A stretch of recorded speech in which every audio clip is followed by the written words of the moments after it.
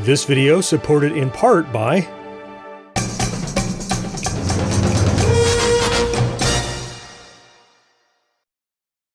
I am now up to phase 2 in the construction of this newly released LEGO Atari 2600 set. It started off strong with phase 1, that was that adventure cartridge, and part of me was saying, John, maybe you just shouldn't even cover this second part. But I realized in hindsight, if I cover the entire build and leave this out, its very absence might be conspicuous. Hey there, welcome back to GenXGrownUp. I'm John, and I am a GenXGrownUp. Thank you for joining me once again as we continue the construction of this really cool LEGO Atari 2600 set. And I mentioned this is now bag number 2, and what we're constructing here is this little Atari cartridge holder. Everybody had one, I think. It's a place to store your cartridges. And it's a super duper simple build.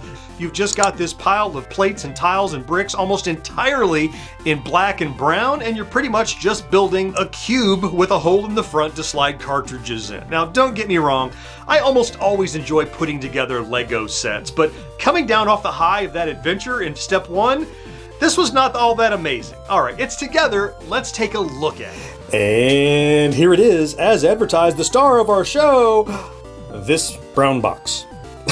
Yeah, I mean, it's kind of nondescript. It's not a big deal in the grand scheme of things. It's not particularly modeled after anything Atari made. I mean, everybody had a place to store their cartridges, certainly. And now you have a place to store your cartridges. At least they put a little bit of kind of grill on the sides, a tiny bit here, but yeah, I mean, it does work. We're building sequentially, so I only have one cartridge so far, but I'll show you how it absolutely slides right in there beautifully, and it's a great place to store your cartridges. So this is a utility piece. This is something that you need or maybe would like to have as a way to store and display your cartridges, but in the grand scheme of things, again, it's just not that exciting, quite honestly. Now, it's worth mentioning, I pointed out in the previous video that the LEGO cartridges are just a tiny bit more narrow than real cartridges. So I thought it would be interesting to try to put a real Atari cartridge in there, and I'm like, hey, that sounds like a great idea, and not quite, nope, not really. I mean, in all fairness, they never advertised that you're going to be able to put real Atari cartridges into anything. They never said it was a 1-to-1 ratio. That's cool. I'm really just pointing this out. That's not a ding. That's my point. It's not a ding against LEGO. I'm just pointing out that if you were imagining, hey, maybe I'm going to put real cartridges in there or build a larger set, the world's least cost-effective way to store cartridges, this is not your solution. You need to redesign it. So, you know, in the set, fine.